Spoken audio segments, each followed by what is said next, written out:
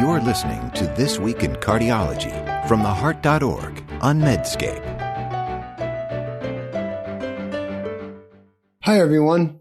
This is John Mandrola from theheart.org Medscape Cardiology, and this is This Week in Cardiology for May 31st, 2019. This week, tricuspid valve repair, aortic stenosis, His bundle pacing, deprescribing, and the word leakage. First topic today concerns tricuspid valve disease. And after years of doing this podcast, I don't think I've ever done a story on tricuspid valve disease. But this past week at the Euro-PCR meeting, lead investigator of the multi-site, multi-country Triluminate study, Dr. George Nickening from Bonn, Germany, presented initial results of a single-arm feasibility study looking at percutaneous edge-to-edge repair of tricuspid regurg. They used a device called a TriClip, and the concept is similar to MitraClip.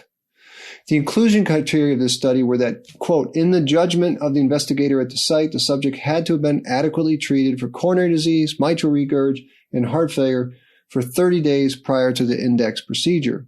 And obviously, patients had to have significant TR and suitable anatomy. The study had 85 patients, but no control group. They found that 87% of patients showed at least a 1-grade improvement in TR, and that met the primary effectiveness endpoint. The other co-primary endpoint was major adverse events, and this wasn't presented, and it's planned to be presented at the ESC meeting in a couple of months. Now, the study was designed to support CE mark approval in Europe, but hopefully European regulators will require more data than an 85-patient single-arm study. Safety-wise, there were some concerns. 6 patients had major bleeds from the access site, 5 patients had a single leaflet device attachment, and 4 patients had a mean tricuspid valve gradient of at least 5 millimeters of mercury at 30 days.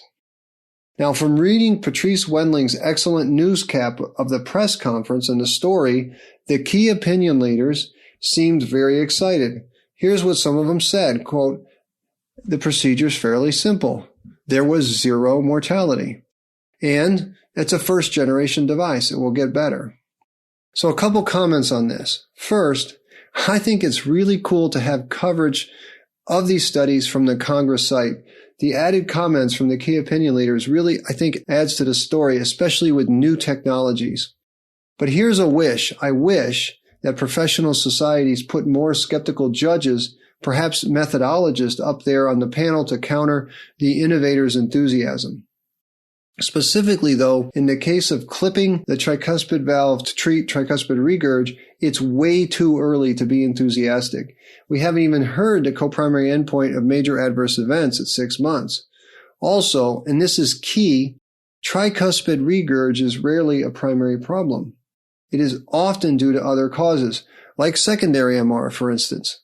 Things that dilate the tricuspid valve annulus and the right ventricle cause tricuspid regurgitation, and there are a lot of these things that do this. Treatment of these upstream causes is the key. The tricuspid valve is likely a bystander. Now, before this invasive procedure that requires 22 French sheaths were to be approved, I contend that it has to be shown effective in a true randomized controlled trial, RCT, preferably one with a placebo or sham arm. And crucially, this trial should have as its endpoint a hard outcome, say heart failure, hospitalization, or mortality. The second topic today is the timing of surgery for aortic stenosis. I'll start by saying, well, that did not take long. Only months after we learned that TAVR, trans-aortic valve replacement, confers benefit over surgical aortic valve replacement in low-risk patients with symptomatic severe aortic stenosis, we get this conclusion from a study that was presented at the ESC heart failure meeting. Here is the conclusion, quote, patients with asymptomatic severe aortic valve stenosis should probably be referred early for aortic valve replacement, especially if they have elevated natriuretic peptides. Now, let me read the next phrase in this provocative conclusion and see if you get the problem. Researchers made this conclusion after, quote, a retrospective analysis of a 14-year single-center experience. Say after me, quote, a retrospective analysis of a single-center experience. So in this study, patients who were advised against AVR because they didn't have symptoms, and so they were managed conservatively, had worse survival over the next few years than those who went on to aortic valve surgery. And the investigators did a multivariate analysis and found that advanced age and elevated baseline levels of NT-proBNP were predictors of death from any cause among those patients who did not get surgery. The lead author of this paper in this presentation said that this sort of data is only hypothesis generating, but then adds that when the natriuretic peptide is higher, quote, maybe one should think more about early intervention in these patients. With the utmost respect, I completely disagree with the add-on phrase. This sentence should read only that this data is hypothesis generating, period.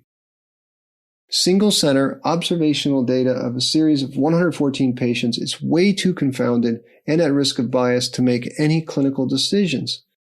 Steve Stiles noted in his news coverage in his news story that multiple trials will be done testing the possibility of benefit for earlier referral for surgery.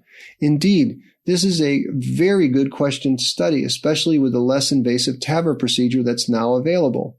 But before submitting the asymptomatic, otherwise known as person with no complaints, to a surgery that has clear risks of harm, we should have RCT level evidence. Randomization is crucial to balance the many potential confounders that happen to be in this decision. And by the way, there have always been, for my entire career, tons of patients with asymptomatic severe aortic stenosis, and I wonder why haven't we done this trial yet? The third topic today is His bundle pacing. Finally, some help getting leads into the His position may be around the corner. Now, I've covered the many potential advantages and disadvantages of His bundle pacing in past podcasts, and suffice to say, I think it is the most exciting thing happening in EP today. But placing a His bundle lead is not super easy. And that's why I'm happy to hear that FDA has cleared a new deflectable catheter system, a new sheath for use in His bundle pacing procedures. And I know that this seems like a wonky EP topic, but it's a big deal because one of the main impediments to His bundle pacing is delivery to the His position. And to date, we have only had 2 sheaths, really 1 sheath, to deliver the lead. Remember that the Medtronic 3830 His bundle lead has no lumen for a stylet, so it needs a sheath. And for some people, the preformed curve on the current sheath does not go to the right place. And if it's preformed, it doesn't go to the right place. It's not the right place. And it's usually not superior enough underneath the tricuspid valve. That's why another tool for lead delivery is key. And I liken the His bundle pacing era today to the early days of CRT, or cardiac resynchronization therapy. And I hesitate to make this comment because it dates me, but I remember placing coronary sinus leads without a wire and with only a single CS sheath. Now we have tons of tools to get CS leads in. Of course, though, and I've said this before, industry was motivated to get CRT moving. They are not as motivated to move His bundle pacing along because His bundle pacing can prevent pacing-induced cardiomyopathy, and it can be an alternative to CRT. Thus, His bundle pacing can help patients while it's hurting industry. The next topic today is a trial on deprescribing. The question that Brazilian authors asked is a good one. Can selected, emphasis on selected, patients with heart failure have their loop diuretics stopped? This scenario comes up often.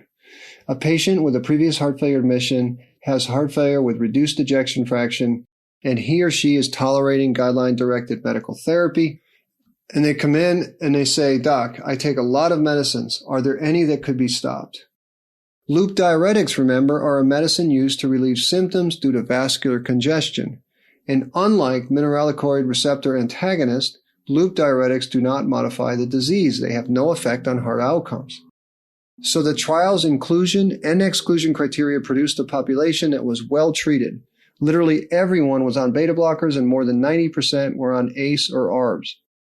The entry criteria was class 1 or 2 heart failure with an ejection fraction less than 45%, and these patients had to be on stable, optimal medical therapy, including, of course, furosemide at 40 to 80 milligrams a day for at least 6 months. Now, although the entry criteria was an ejection fraction of less than 45%, the median ejection fraction of those enrolled was 32%, so these patients had significant LV dysfunction. There were about 95 patients per arm. The two primary endpoints were perfect in their patient-centeredness. One was dyspnea symptoms, and the other was simply reinitiation of the diuretic. And through 90 days of follow-up, the Brazilian authors found no differences. The study was not powered for clinical outcomes, but there were no significant numeric differences in heart failure hospitalizations. There were no deaths in the study. 90-day BNP levels and 6-minute walk times were also similar. So the obvious comments is, okay, this is a small study, but it is a worthy study. In this era of today, of cardiology today, patients often live long lives. They live decades after starting their guideline-directed medical therapy, and trials underpinning this evidence are usually short, between 2 and 5 years. So I think we need more evidence looking at deprescribing. And therefore I say, good on Dr. Andrea Biolo and colleagues from Porto Alegre, Brazil. The final topic today concerns the word leakage. Words are kind of funny, aren't they? In days of old, saying the word leakage in medical circles meant urinary incontinence.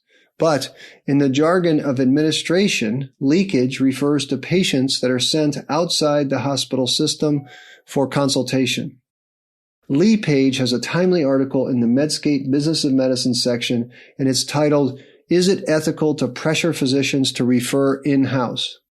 And for my international listeners, here is some background. When I started practice 20 years ago in Louisville, Kentucky, most doctors were independent. We were private practitioners. Gradually, over the years, more and more doctors became employed by large hospital systems for various reasons. But cardiologists and primary docs were ones that were especially likely to be employed. And when Hospital A employs you, it expects you to refer to other docs within Hospital A's system. Now, this creates a problem when Hospital B across town has a more experienced or better skilled doctor. So here's a story. I'd practiced in this city for about 12 years in an independent group of cardiologists. I got referrals from lots of different doctors from all over the city, and slowly and gradually I'd built up a name for myself. But about 8 years ago, 2 hospital systems bought up most of the primary care and cardiology groups. Overnight, boom, I lost half my referrals. The docs who went with the other hospital systems stopped sending me their patients. I mean, they might send me their family member, but their patients went to the electrophysiologist who was employed in their system. They had to. And here is why this topic is so important. When we discuss conflicts of interest in medicine, we think financial and intellectual conflicts of interest. But at least in the U.S., one of the biggest conflict of interest is that of the employed physician. Employed physicians feel vulnerable. To keep one's job, one has to navigate in a world where productivity is the main metric. Now, I'm fortunate to have a supportive administration, but cardiologists have it much easier than most docs because our procedures bring in big dollars. But still, the employed doctor has to stay employed. When doctors were independent, we could take our business to another hospital. This was a healthy relationship. Now, when an employed doctor complains, he or she worries about being labeled a disruptive physician. And one of the main causes of burnout, in my opinion, is the feeling of being just a provider or maker of productivity. So I really don't think patients and policy wonks realize the many forces that work on an employed doctor. So take a look at this news piece. I think it's really timely given today's issues. So that's it for this week in cardiology. As always, I'm grateful that you listened. Thank you. And remember, if you like this podcast, please consider subscribing and giving us a review or a 5-star rating, as this helps other people find us. Until next week, this is John Mandrola from the Heart.org Medscape Cardiology. You're listening to This Week in Cardiology from the Heart.org on Medscape.